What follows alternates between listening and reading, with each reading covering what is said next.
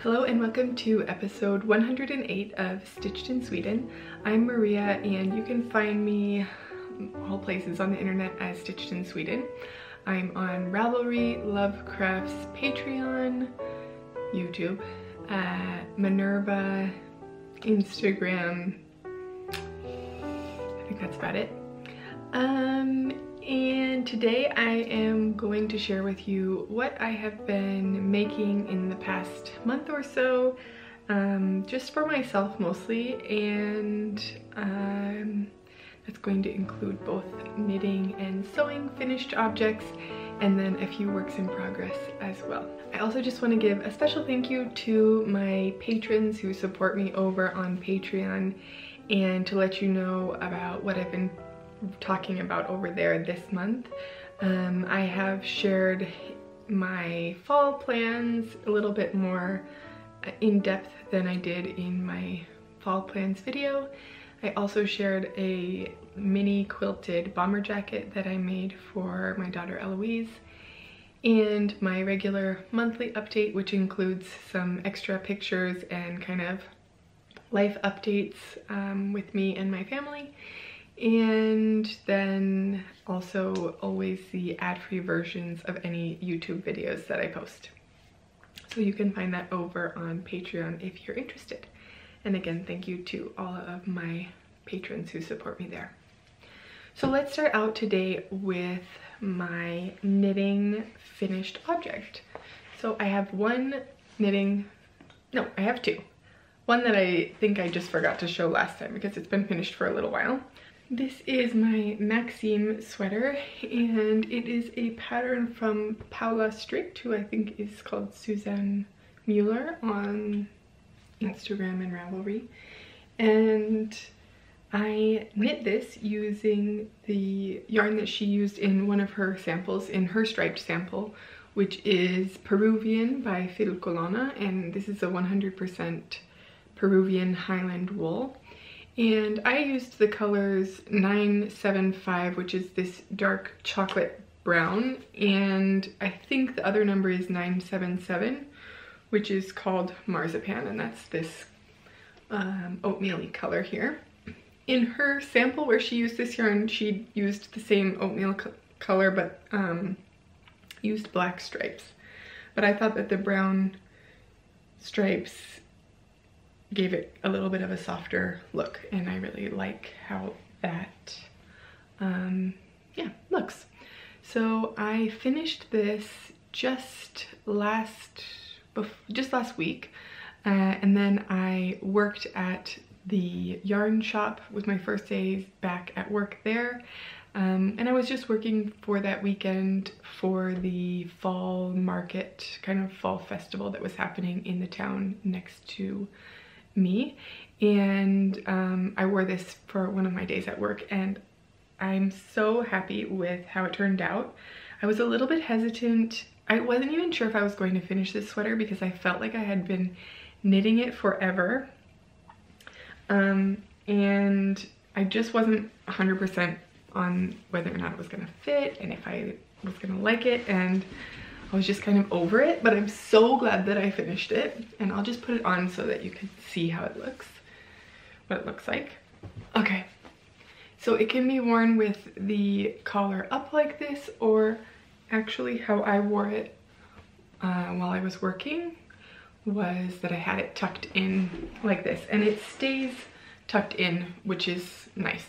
So I'll stand up so that you can get a good look at it. And yeah, see how it fits.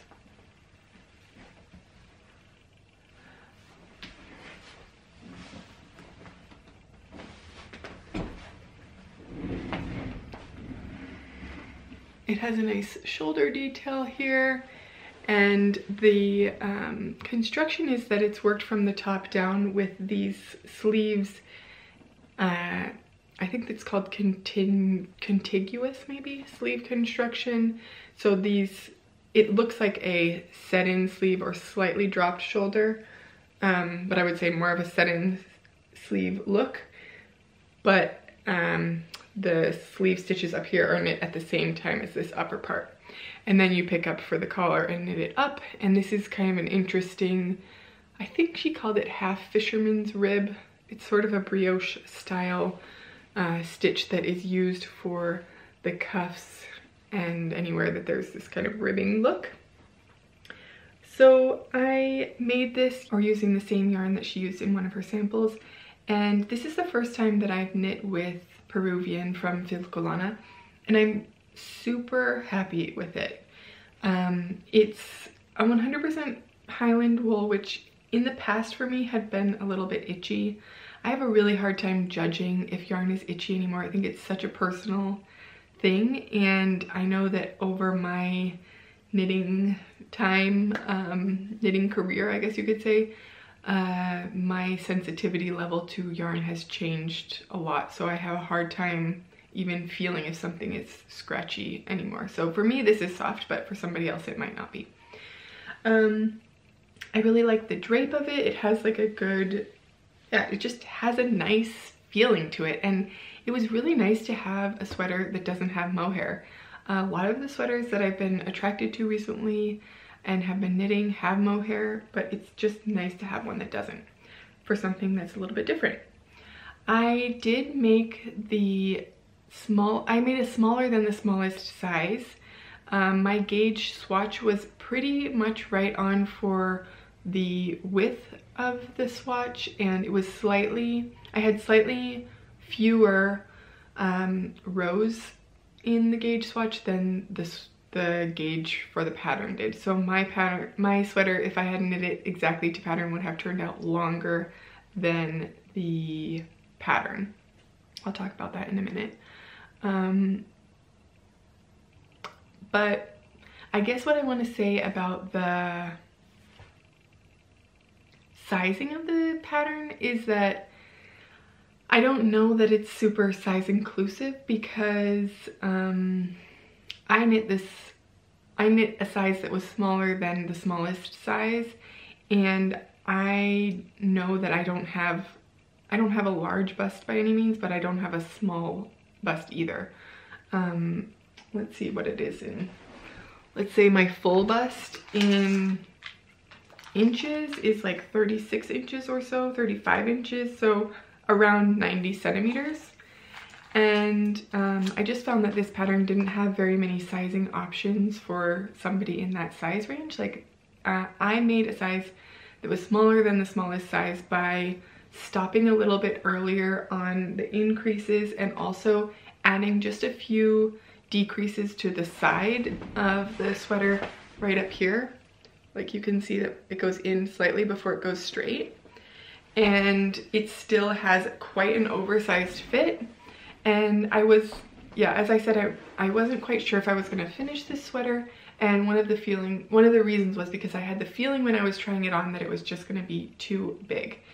And I knit about 2 of the dark stripes and then decided to pick up and knit the collar to see if by knitting the collar it would pull everything in a little bit so that I could get a better feeling of whether or not it was going to be a fit that I was happy with. In the end, I just decided to go for it, and I'm really happy with how it turned out, but I guess I want you to be aware that if you are trying to make this sweater and you are a smaller size than me, or if you are my size, you might want to consider making some adjustments to make it even smaller if you are also on gauge for the pattern.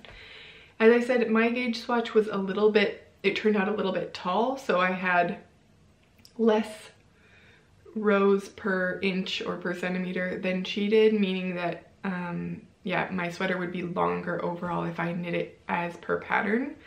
The pattern sleeves are quite long, and I wanted them just to be normal length, I guess, or this is normal length for me. She had 5 dark stripes in her sleeves, and she had 4 dark stripes in the body. And for me, I did get away with 4 stripes in the body, but I think like this sweater does come down quite far, which is fine, but I did have to think a little bit on how to make the pattern feel balanced from the top and the bottom, because I wanted to end the ribbing actually a little bit shorter. I added a high-low hem here, or not a high-low hem. I wanted to have a high-low hem. In the end, I just made it a split hem where the front and the back are actually the same length. I wanted the front to be about an inch shorter than the back, but I felt like when I did that the sweater became unbalanced in appearance. Like the bottom dark stripe was too close to the bottom of the sweater. So I decided to knit them the same length in the end, and I'm fine with that. I would suggest that if you knit your swatch and you find also that it's a little bit too tall, like you have, when you knit however many rows the row gauge was, if yours comes out to be larger than 10 centimeters or 4 inches, what you could do is change the number of rows that you have in this cream section, these big sections. So I would have probably reduced the number of stripes, or the number of rows in this middle stripe by like 2 rows, because then everything would have been a little bit shorter, and then I would have been able to decide or make a little bit more of an adjustment on the length of the sweater later on. But all of that is to say, it turned out really great and I'm really happy with it. It's just, if I were to knit it again, or advice to give to somebody else who might be knitting it, that's what I would say. I will definitely knit with this yarn again. I threw this in the washing machine on Wool Cycle with a little bit of wool wash, and for me that's cold cycle with a spin at the end, but just a less strong spin, I guess you could say, centrifuge, whatever. I find that in the US, the washing machines that are there don't have a very good wool cycle, and I therefore would not recommend putting your sweaters in the washing machine, but that was my experience there with a few different washing machines. So far, every washing machine that I've had in Sweden has been one where I can select wool / hand wash cold, and I know for sure that it's cold water the whole time, and that works for washing wool sweaters, cashmere sweaters, everything. So I put this in the wash and I wore it for an entire day, a very busy day at work, and there is absolutely zero pilling. Like nothing. Not even anything, I mean, not even anything that I could shave off if I wanted to. So I'm just really happy with how this yarn held up, and it's such a nice kind of worsted weight or heavy DK yarn. It's 16 to 20 stitches that's kind of like a 10 by 10 centimeter gauge swatch, 100 meters per 50 grams, and I just really am happy with it. So that is the Maxim pullover, and that is my main finished object this week. I did want to just share one other finished knitting project that I don't know if I ever shared. This is the Sophie shawl, and I think I made about a medium size, but I weighed my yarn and knit to basically the halfway point and then started decreasing. I haven't worn this yet, but I think it will be nice for this winter. It's going to be a little bit weird with this color here, but I think it's a nice size. Like the Sophie scarf, I think, from Petite Knit is a little bit small for my taste, but I think this Sophie shawl is a nice scarf size that I can see myself getting a lot of wear out of, because it's not overwhelmingly big and can fit probably in a coat nicely. And I knit this in John Arbin Knit by Numbers DK in just the cream color, and this was before they changed to a blend of Blueface Leicester and merino. This is a 100% merino yarn. Yeah, and I'm just happy with how it turned out. This was kind of a long-term project that was just sort of in the background for when I didn't have something else that I was working on. But it's nice that it is finally finished and that I can start wearing it now. So those are my knitting finished objects. I do have a few sewing projects that I finished recently that I thought I would share, and then we'll go on to whips. But for sewing, I finished the Nico top that I was wearing earlier. That's a True Biased Nico top. It's the crew neck hack. So the Nico pattern comes as a turtleneck, and it has a shirt version with long sleeves, a dress with long sleeves, and then also a tank top version of the shirt and the dress. The dress is very straight. It has a pretty deep slit up the sides. I've never made the dress version, but I am interested to because I like the shirt so much. So that might be something that I try out in future. But the Nico pattern really is just one that I go back to again and again. I'm sure if you've watched any part of my podcasts in the past, you will have heard me talk about this pattern before. It is just a nice fitted long sleeve t-shirt. I like it when my long sleeve t-shirts are quite fitted, and for short sleeve shirts I prefer a looser fit. So for me, this one works really well for a long sleeve. I made this version in size 8, and that is one size bigger than I was making in the past. I'll just take this off so that you can see it. I made it in this striped jersey, which is a cotton lycra jersey, 95% cotton, 5% lycra from Minerva. And you can get 10% off Minerva using my code if you would like, 10% off your whole order. Yeah, so it's a really good staple pattern for me, the True Biased Nico. I have a couple more cut out that I'll show you in a minute. I made the Hive pullover, which is a pattern from Ali Olsen, and I made this in some fabric that I bought at Minerva, which is from, I think it's from Mind the Maker or Meat Milk, I can't remember. I'll put it here so that you can see. And I really like it. I haven't worn it yet, honestly, but I will be soon. I need to wash it because it still has a few chalk marks on it. But this is a cashmere cotton sweatshirting fabric, and it has matching ribbing that I used both for the cuffs, the hem, but I also used it for this collar piece, which I just thought was a nice kind of detail. I'm not exactly sure how this is gonna sit yet. I think it's gonna be better when I wash it. But yeah, I'm like I don't know, maybe I'm just being like paranoid about it, but here is the sweatshirt. I believe that I made a size 10 in this too. I'm not 100% sure on that.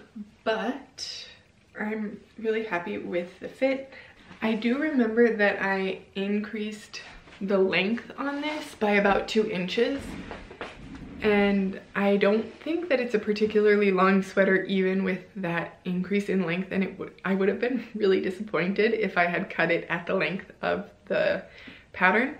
So I would definitely recommend for this one, unless you're looking for a super cropped sweatshirt, that you maybe measure a sweatshirt that you have, or just make sure that you measure the pattern piece before you cut into your fabric when you're doing this one.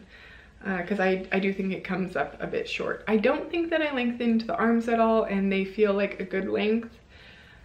Yeah, just what I have noticed. But I really like the matching rib. It's so satisfying when you have a rib that matches exactly. I did interface the collar part as suggested with a stretchy interfacing, and the pattern was really easy to follow and turned out nicely. So I can definitely see myself making this kind of pattern in the future.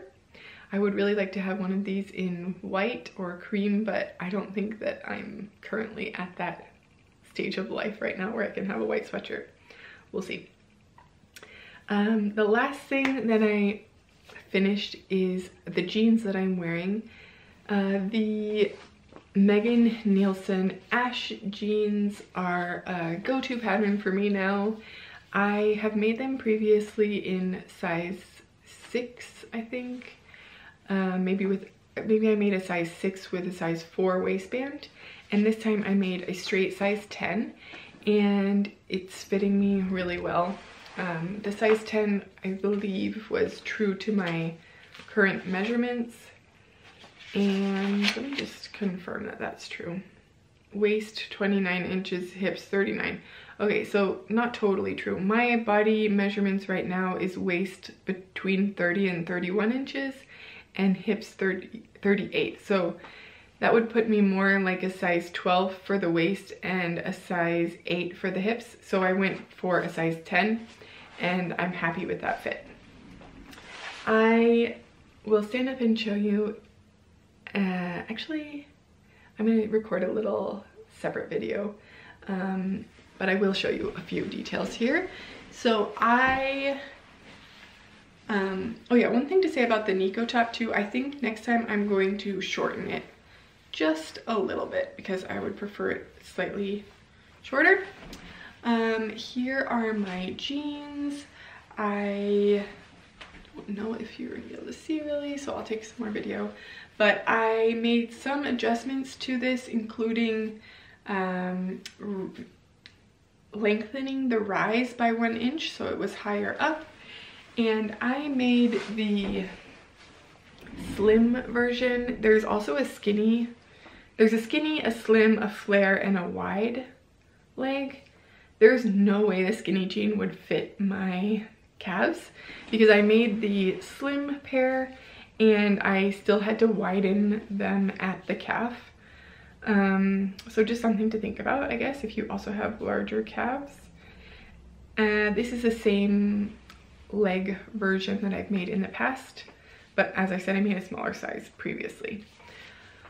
This is the first time that I haven't pre-washed fabric, I think ever, maybe. I decided not to pre-wash the denim because I really wanted to get started, and I know it's crazy, but I thought,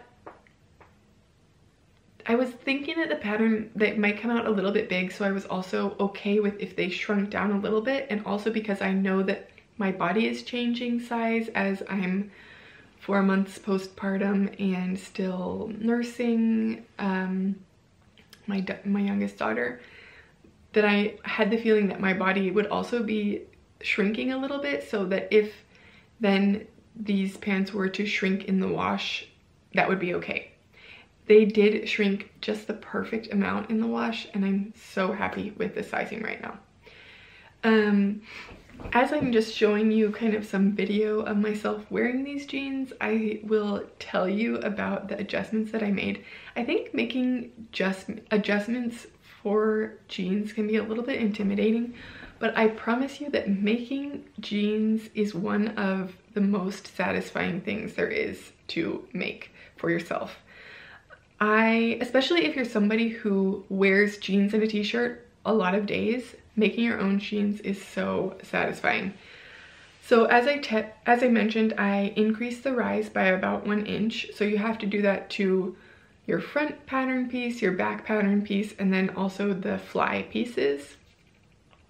And I think when you adjust the rise, if you have a waist that is smaller than your hips, or like your waist goes in more, one thing to think about is thinking about where the waist hits you, especially if you change the rise. So for me, I think by changing the rise, the jean ends up at a skinnier point of my waist. So I might actually on the next pair decrease the size of the waistband just slightly, but I'm not sure yet. I also make a knock knee adjustment because my knees do go in, and that makes like a bit of fabric gathering on the outside of my legs. I learned about all the adjustments that I make for my jeans from the Closet Core pants fitting guide that you can get for free if you I think like sign up for their newsletter or something. It's like a downloadable PDF that you can look at, and it shows you different images of pants and where you might be getting some drag lines to tell you like this kind of drag line means this and try this adjustment. So it has taken me several pairs of jeans and several years making jeans to kind of understand what those adjustments are for myself. But if you are committed to making jeans for yourself, just go for it. You're going to make a pair. The first pair is probably not going to fit you great, but it's still going to be really satisfying, and you got to start somewhere. So definitely would recommend basting the first pair together so that you can easily make some of these adjustments, but still going into it with the idea that it's probably not going to be your best fitting pair of jeans ever, but it might be, so you never know. So I make an increase to the rise, the knock knee adjustment. I also make a flat pubis adjustment, which sounds super weird, but the flat pubis adjustment has to do with kind of like whiskering at your fly area. Again, you can see what these adjustments look like on this PDF. And then I also make a short crotch adjustment, and that's something that I make for like most pants patterns except for the True Bias Hudson pants, which I find already have a very short crotch. And yeah, so a short crotch adjustment is like the opposite of a camel toe problem. So if you are somebody who often experiences camel toe, then you probably don't have a short crotch. But if you're somebody who experiences, like, if you put on a pair of ready-to-wear jeans and it feels like the zipper's too long, like if the let me see if I can show you. If like this part of your zipper, if it's like pulling down so that you have this kind of like, yeah, gathered part here, like too much fabric like this, that probably means that you have a short crotch. And by doing a short crotch adjustment, you resolve that kind of fitting issue. So I just mentioned these because it's really nice to like finally get to the point where I can make a pair of jeans.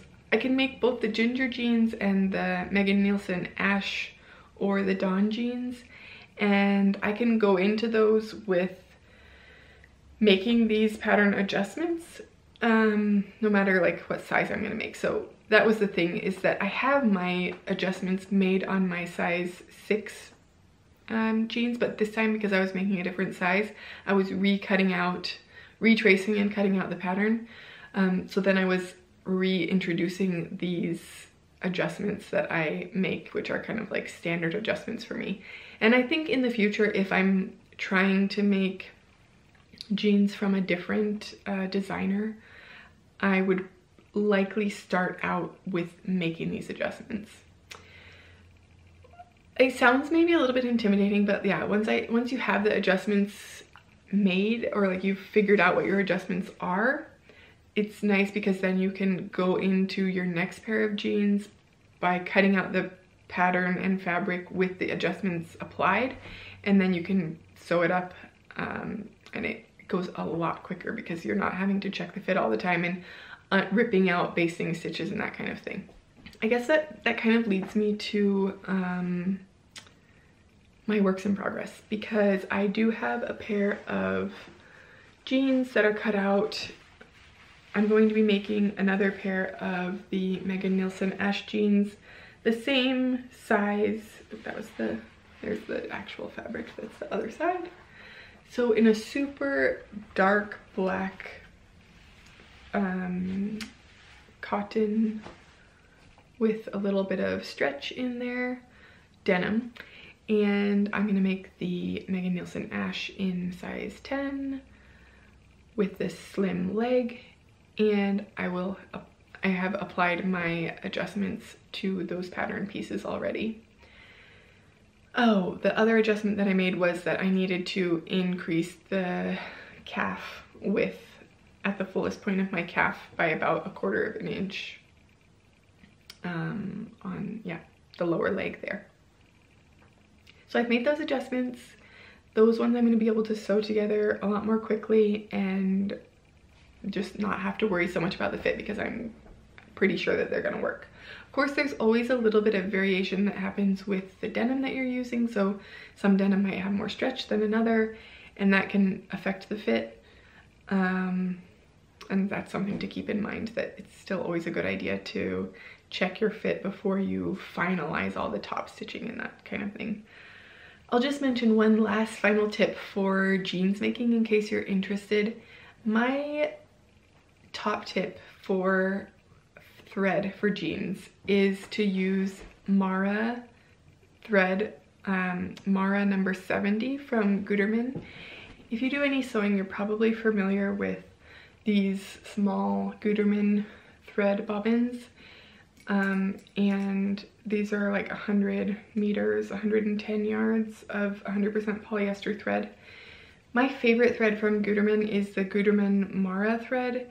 I use the 100 weight for pretty much everything, except for jeans and top stitching, I use number 70, and this has to do with like the thickness of the thread. So for jeans, I find that you can both stitch the seams together and do the top stitching with this same thread, and that makes the whole process go so much quicker because you're not constantly switching back and forth between top stitching thread and regular thread. And also it just makes the top stitching go so much smoother because this thread is a little bit lighter weight than standard top stitching thread. And I find that standard top stitching thread can be quite finicky. It can be difficult to get the tension right in your machine, and it can end up that you get quite messy top stitching.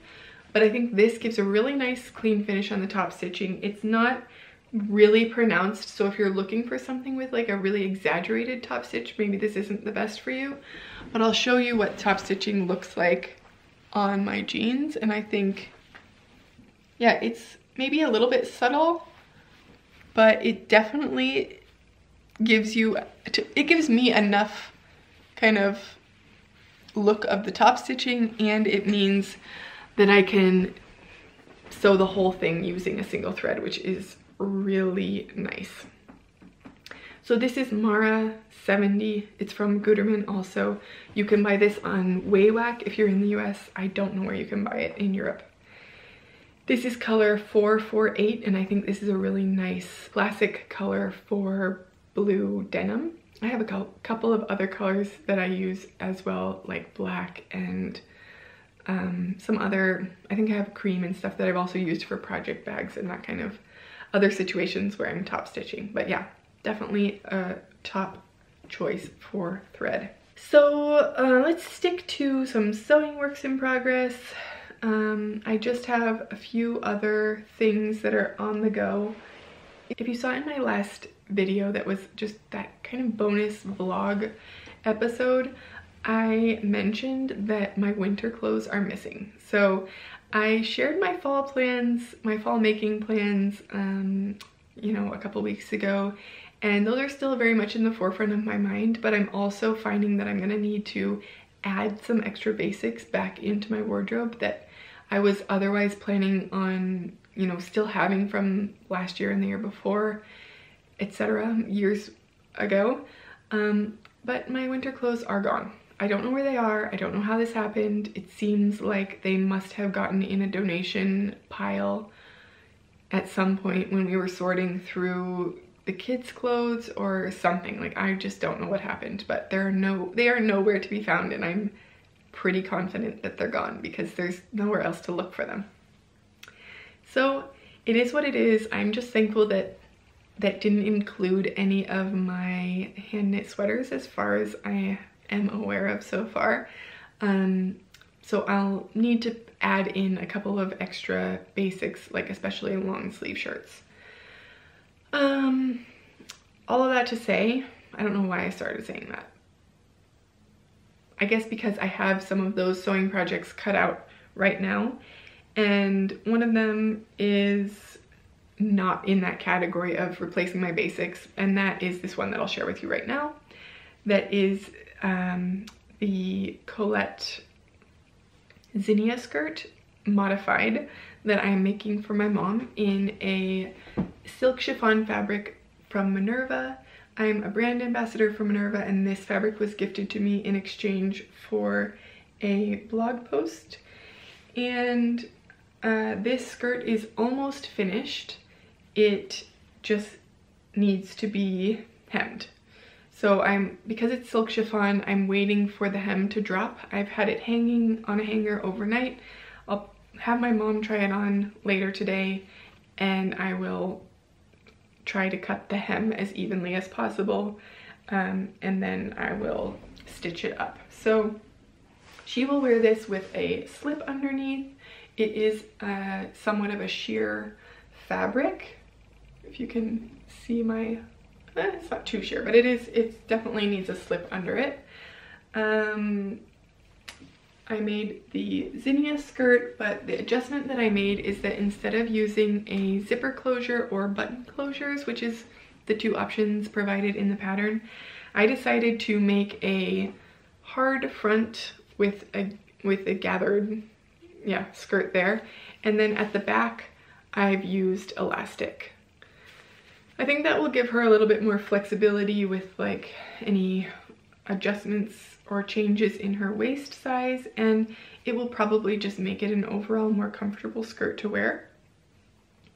If you are interested in knowing how I made that adjustment, like how I made a flat front skirt with an elasticated waistband, that might be something that I could do a tutorial for.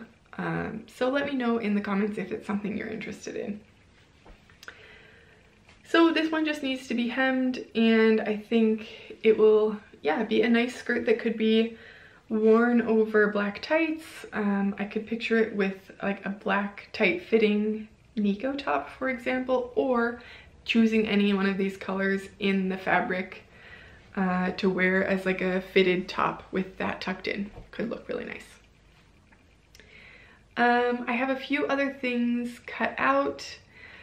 I finished my nursing dress last time. I showed you a video of that, and I had a little bit of fabric left over, so I've decided to make a long sleeve shirt using the same kind of concepts of the nursing dress, and I'll apply that to a long sleeve shirt. So that is cut out. I also have a merino Nico top cut out in this nice color. I think it's called mulberry.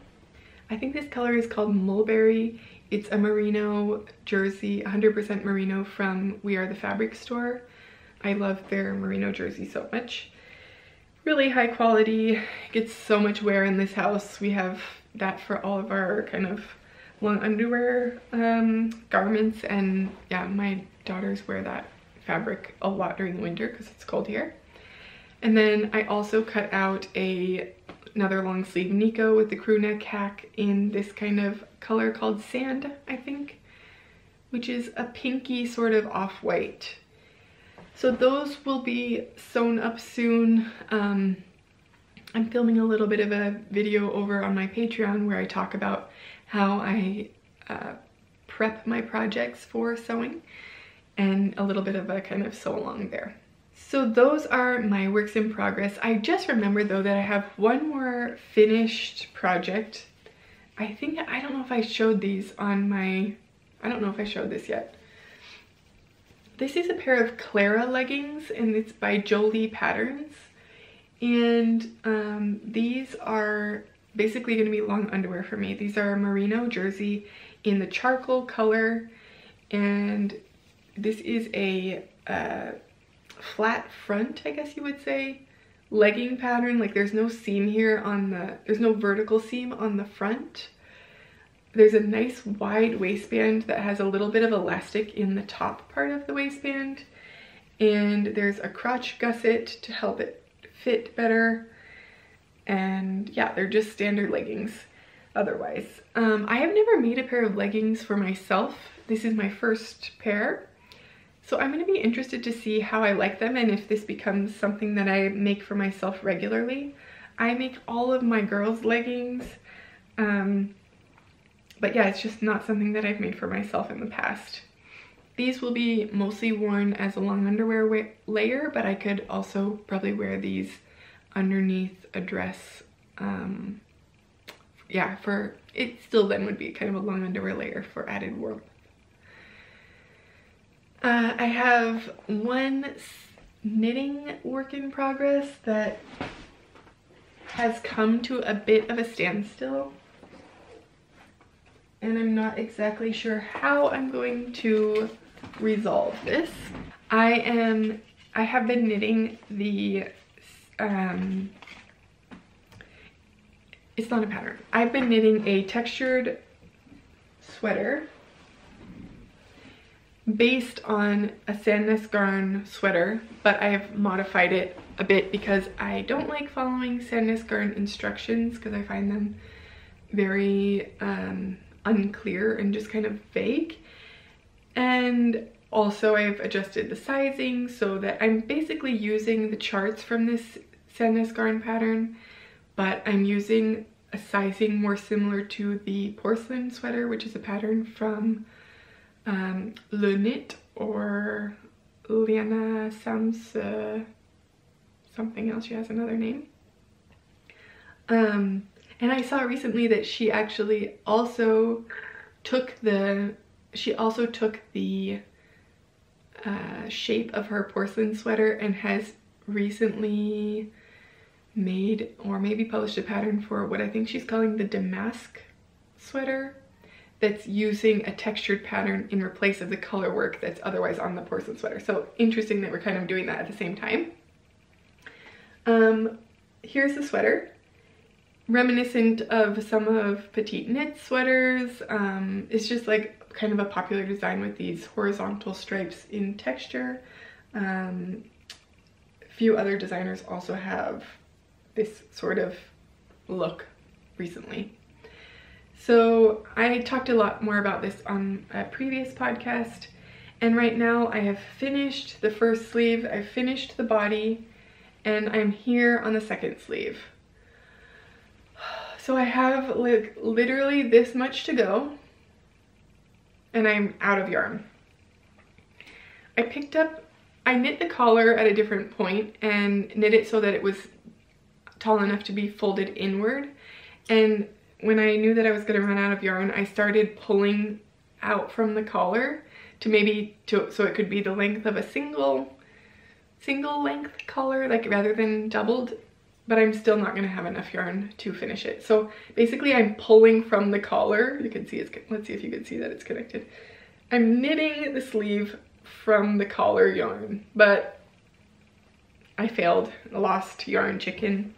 I need to buy another ball or something, but I have to order this yarn online, and I know that I just like buying one ball of yarn. I feel like the shipping cost doesn't justify that, so I'm kind of like stalling because of that. I'm knitting this sweater in Chin Pergint. This is a 100% Norwegian wool, and this color is color number 1021. It's my favorite light gray color from Sandnes Garn. And I'm holding that with Delirium Natura Bernice in the color Orgeat, which is O-R-G-E-A-T. And this is the mohair it's such a beautiful, beautiful mohair. It's Super Kid mohair, silk, and wool. And the Super Kid mohair you can find the Super Kid mohair both in this Delirium Natura mohair and also in the Isager silk mohair. Is it Isager? Is it Isager? When I say this at work, my Swedish boss corrects me to say Isager. Isager? It's a Danish brand, but I don't know. I'm still undecided on this. It's probably something that has been pronounced somewhere else that I should be able to find. Even though on this ball band it says Kid mohair 75%, I know that this one is Super Kid mohair, which is extra soft and is also what is the mohair in the Bernice yarn. If you're like sensitive at all to mohair, try a Super Kid mohair because it's so much softer. This is just, yeah, the best. And I really like this one too. So I'm out of this yarn. I need just a couple more grams of it. I tried to put a call out on Instagram if anybody in Sweden had a little scrap that they would be willing to send me, Or I mean, like, I would buy it, but if somebody has a scrap sitting around that I could buy from them, but I don't know that that's gonna happen, so I'm gonna probably have to order another ball. It's not the end of the world to order another ball, but as I say, the shipping is a little bit expensive, and then I'm gonna have kind of a weird amount of a ball left. So I'm kind of trying to wait and see if there's something else that I would like to order at the same time. Anyway, so that's my knitting work in progress, but it's kind of on hold. So last night I decided to cast on a swatch for my next sweater, which I think is going to be the Paul sweater. I'm planning to knit this in Knitting for Olive. I don't know where my ball band is. Knitting for Olive, I think this color is caramel, or is it camel? It's Knitting for Olive Camel, and it's the merino, fingering merino. And I'm pairing that with Isager silk mohair in the color number 63, because even though Knitting for Olive has perfectly matched mohairs, I find the Knitting for Olive mohair is not as soft as this mohair, so I prefer to use this one when I can. And I found this to be quite a good color match anyway, so I'm going with it.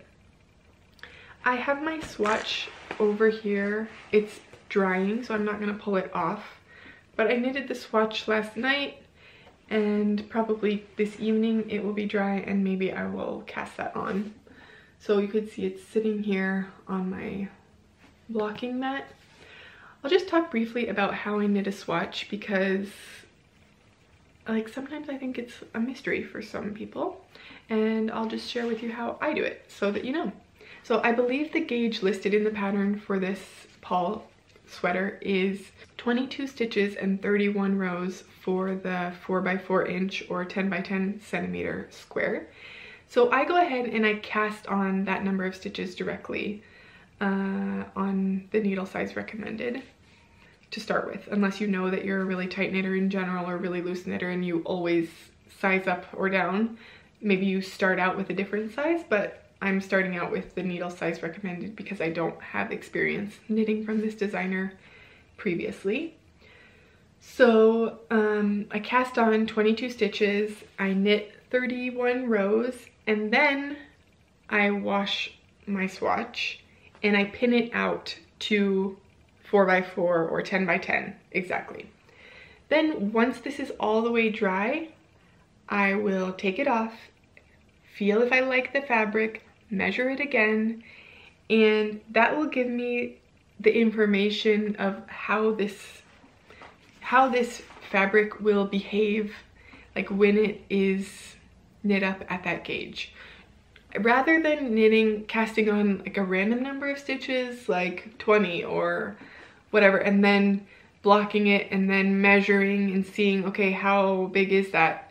I always just cast on the number in the gauge and block it to the size that it should be, because then I'll know also if it was, you know, if I had to stretch it a lot to get to that 4 inches or 10 centimeters, maybe I don't like the stretched out look of that fabric. But I find this is a way that I'm less likely to sort of cheat the gauge and like, oh yeah, that's about, you know, this big or whatever, because I'm always just blocking it to the 4 inches, 10 centimeters and deciding if I like this fabric or not. If I didn't like the fabric, I might go up a needle size or might go down a needle size depending on what my swatch is kind of telling me. So that's how I go about it. If I knit the swatch and I decide, oh, I really like this swatch, but it's smaller, like I wasn't able to stretch it to that 4 inches or whatever it might be, I can still use the information from that swatch if it's a fabric that I like. And at that point, I would make adjustments to the pattern, like adjustments to my stitch count or adjustments to the size that I choose, to then go forward and decide like, this is how I'm gonna knit this sweater, that I'm gonna be making specific modifications based on the information from my swatch. I hope that makes sense. This is also something that I've gone very much in depth with over on my Patreon account. So if you are looking for kind of some more insight into swatching and choosing the right sweater for right size for a sweater, that is one place that you can find a little bit more information. So I think that it kind of comes to an end for me, like sums up what I've been making recently and what's upcoming.